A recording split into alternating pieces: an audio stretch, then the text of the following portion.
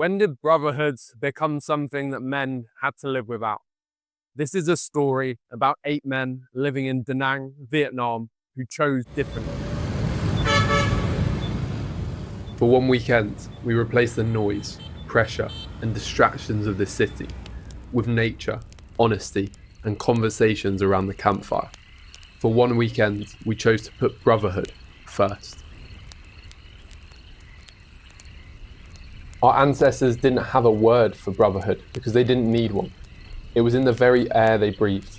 It was in their conversations around the campfire at night and the shared weight of survival. We only started naming it once we realised what was really missing. Somewhere along the way, we replaced the peace of nature with a constant striving for more. We substituted brothers who care for us deeply with surface level relationships. We swapped conversations about our greatest fears around a campfire for small talk over a beer and a game of football. We spend so much of our lives performing, living up to expectations, wearing a suit of armour that becomes too heavy to carry. We've been told that independence is the goal, that the more you can handle alone, the more of a man you are. Though at what cost? We're living through a silent crisis, a generation of men without strong male role models, disconnected from themselves and from each other. Half of men are dissatisfied with the number of close friends they have.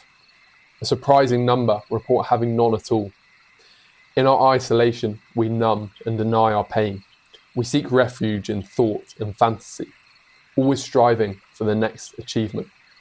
All of it to avoid the isolation we feel underneath. And to be clear, this isn't our fault, but it is our responsibility. A responsibility to create spaces where brotherhood can exist again, to take a risk on deep connection in a world that makes it easier not to. Every man who came on this weekend took that risk. Each one believed there was something more than the disconnection we've learned to accept. We came together in nature to discuss our fears around a campfire. We faced the parts of ourselves we usually hide. We learned to sit with discomfort instead of running from it. We laughed, we opened up, we remembered what it feels like to not be alone. When we prioritize brotherhood, it doesn't just benefit us, but our communities too. We show up differently, we say the things we usually avoid. We experience greater presence and courage to follow our own life purpose.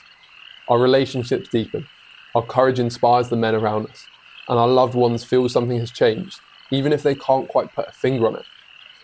So if you feel isolated, if you don't have brothers in your life you can depend on, if you're tired of accepting the seeming inevitability of loneliness in modern life, then sit with that feeling. Don't push it down. Don't numb out with addictions, distractions, more achievements.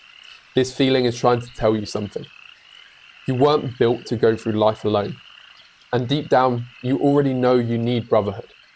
The question is, are you willing to fight for it? If you're still unsure, then listen to the men who took that step. This is what lies on the other side of choosing brotherhood.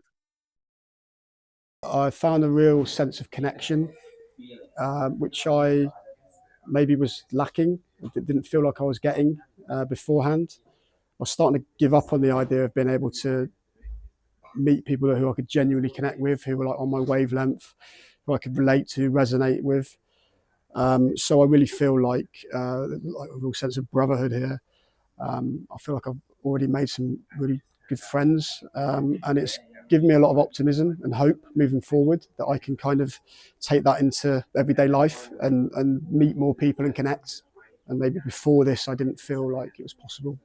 I got a new sense of connection, of brotherhood, and a realization that although I've done a lot of work and thinking I'm asking for support when I need it, I still tend to carry a lot myself, try to solve a lot myself, which puts me on this continuous circle of doing the same thing.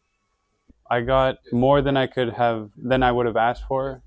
It was exactly what I needed. I expressed in the circle earlier how just insanely valuable it is what you created, what we're able to create together.